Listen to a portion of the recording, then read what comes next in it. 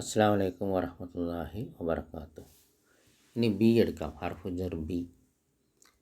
അപ്പോൾ ബിഹി, ബിഹിമ, ബിഹിം, ബിഹ, ബിഹിമ, ബിഹിന്ന, ബിക, ബികുമ, ബികും, ബിക്കി, ബികുമ, ബികുന്ന, B, Bina, B, B, Bina.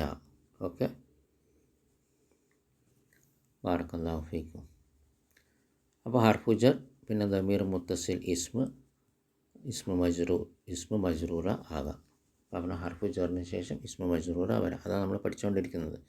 അപ്പോൾ ബിഹു എന്നുള്ളത് ബിഹി എന്നുള്ളതും വിഹി എന്നാക്കിയതും ഇലേഹി, അലേഹി പോലെ തന്നെ ഫീഹി പോലെ തന്നെ ഉച്ചാരണത്തിന് വേണ്ടി മാത്രമാണ്. ശരിക്കും ഇത് ദമീർ മുത്തസിൽ ഹു ആണ് ഹി ആയത്, ഉച്ചാരണത്തിന് വേണ്ടി മാത്രം. കാരണം ബിഹു എന്ന് ഉച്ചരിക്കാൻ കുറച്ച് പ്രയാസമാണ്, അലേഹു എന്ന് ഉച്ചരിക്കാൻ കുറച്ച് പ്രയാസമാണ്. കുറച്ചും കൂടി എളുപ്പം അലൈഹി, ഫീഹി, ഇലൈഹി, ബിഹി എന്നാണ് ഉച്ചരിക്കാൻ കുറച്ച് എളുപ്പം. ബാറക്കല്ലാഹു ഫീക്കും.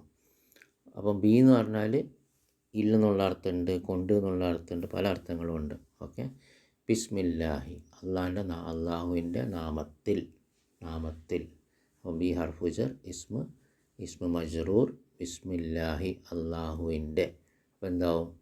ഇസ്മ മുലാഫ് അല്ലാഹി, ഇസ്മുൽ ജലാല മുലാഫിൽ മജ്റൂർ. അപ്പോൾ ബിസ്മില്ലാഹി, ബി ഹർഫുജർ ഇസ്മ മജ്റൂറാണ്. ഹർഫുജറിന് ശേഷം ഇസ്മ വന്നാൽ ഇസ്മ മജ്റൂർ. അപ്പോൾ പിന്നെ ഇസ്മ എന്താണ്? മുലാഫും കൂടിയാണ്. കാരണം അല്ലാഹി മുലാഫിൽ, ഇസ്മുൽ ജലാല മുലാഫിൽ മജ്റൂർ. അപ്പോൾ അള്ളാഹുവിൻ്റെ, ഇന്ത്യ എന്നർത്ഥം വരുന്നുണ്ട്. അല്ല, ഇസ്മുല്ലാഹി മുലാഫിലാണെന്നത്. അപ്പോൾ അള്ളാഹുവിൻ്റെ നാമത്തിൽ. അപ്പോൾ ബി എന്ന് പറഞ്ഞാൽ ഇതിനുള്ള അർത്ഥമുണ്ട്.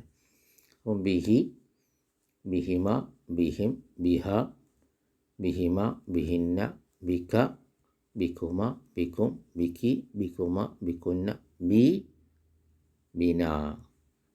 ഇതെല്ലാം ആവർത്തിച്ച് പഠിക്കുക. ബാറക്കല്ലാഹു ഫീക്കും.